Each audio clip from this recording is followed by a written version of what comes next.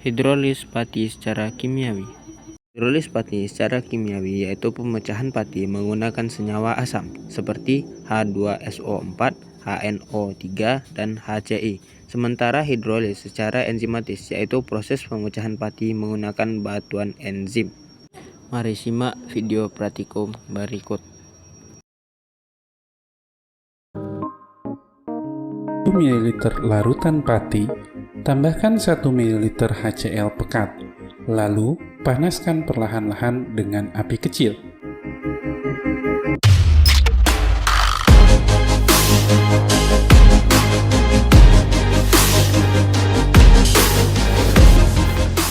Ketika suhu mencapai 80 derajat Celcius, teteskan sedikit cairan tersebut pada reaksi iodin dalam lempeng tetes.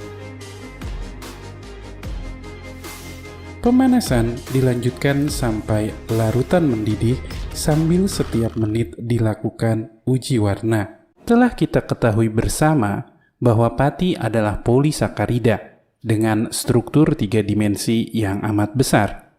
Struktur helix ini dapat mengompleks I2 dan membentuk warna biru. Dengan demikian, uji warna I2 yang menyelingi setiap tahap pemanasan bertujuan untuk memeriksa apakah proses hidrolisis atau pemutusan rantai pati telah berjalan dengan baik atau belum. Ketika warna I2 tidak berubah menjadi biru lagi, ini berarti hampir seluruh pati yang terlarut dalam contoh telah terhidrolisis. Setelah itu, netralkan hidrolisat pati dengan larutan NaOH 10% dan lakukan uji Fehling. Apakah zat yang terbentuk dalam hidrolisis pati? Pati, amilosa maupun amilopektin, jika terhidrolisis sempurna, yaitu semua ikatan asetalnya diputus, akan menghasilkan hanya D-glukosa. Namun jika dihidrolisis sebagian, diperoleh produk yang berbeda. Amilosa menghasilkan maltosa sebagai satu-satunya disakarida, sedangkan amilopektin menghasilkan campuran disakarida maltosa dan isomaltosa. Hidrolisis sempurna lazim dilakukan dengan asam encer pada suhu tinggi, sedangkan hidrolisis parsial umum dilakukan secara enzimatik. Mungkin Anda masih ingat pada video-video kita sebelumnya, pati negatif terhadap uji gula preduksi, baik itu Fehling, Benedict maupun Tollens. Namun dalam video ini kita lihat bahwa pati yang telah dipanaskan dalam suasana asam dan negatif uji warna iodin menjadi positif Fehling. Dengan demikian dapat kita simpulkan bahwa percobaan kita kali ini telah menghidrolisis contoh pati dalam larutan menjadi D-glukosa. Pengujian pati juga dapat dilakukan dengan metode kimiawi, yaitu menggunakan larutan asam seperti HCl. Dengan larutan asam, polisakarida pati bagian amilopektin diserang karena susunannya yang amorf, yaitu lebih renggang sehingga mudah mengalami hidrolis asam.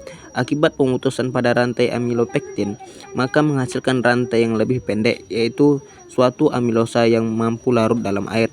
Pada proses hidrolis ini, struktur pati juga mengalami penataan ulang membentuk molekul-molekul yang lebih sederhana. Proses tersebut terjadi saat proses pemanasan. Akibat adanya proses tersebut juga terjadi peningkatan fluiditas atau zat menjadi lebih cair. Hal ini menandakan terjadi pengurangan ikatan glikosidik pada polisakarida sehingga derajat polimerisasi pati berkurang. Berikut ini reaksi hidrolis pati. Iod atau uji iodin merupakan uji untuk mengetahui jenis karbohidrat, golongan polisakarida, dan sering digunakan pada uji amilom. Adapun prinsip kerja uji iod, yaitu sampel yang mengandung polisakarida akan membentuk suatu rantai poliodida atau suatu kompleks dengan warna khusus. Hal ini terjadi karena rantai helix pada polisakarida akan memberikan dengan iodin. Kesimpulannya adalah HCl berperan sebagai katalisator dengan cara mendegradasi pati lalu menghasilkan ion H+ dan memberikan dengan H2O, membentuk H3O+, sehingga ikatan amilosa dan amilopektin terputus, membentuk senyawa oligosakarida serta monosakarida. Pengaruh kontraksi asam terhadap laju pemutusan ikatan glikosidik polisakarida adalah semakin tinggi konsentrasi asam, maka semakin tinggi kemampuan asam menghidrolisis ikatan dan mempercepat terjadinya pemutusan ikatan. Hal ini sesuai dengan hasil percobaan berdasarkan lalu pemutusan ikatan secara berturut-turut, yaitu tabung 3, tabung 2, dan tabung pertama. Inkubasi berfungsi agar enzim mampu mencapai keadaan suhu optimalnya sehingga enzim dapat bekerja atau bereaksi dengan efektif dengan optimal terhadap substrat. Hasil hidrolisis pati yang telah membentuk oligosakarida dan monosakarida ditunjuk dengan uji iodin, di mana dihasilkannya warna kuning dan tidak terjadi lagi perubahan warna atau telah tercapainya titik akromatik. Faktor-faktor yang telah mempengaruhi proses hidrolisis pati secara kimiawi dan enzimatis pada percobaan yang dilakukan yaitu pengaruh asam atau pH, larutan, suhu, konsentrasi enzim, pemanasan pelarut, waktu dan kemampuan. Praktikkan dalam melakukan percobaan.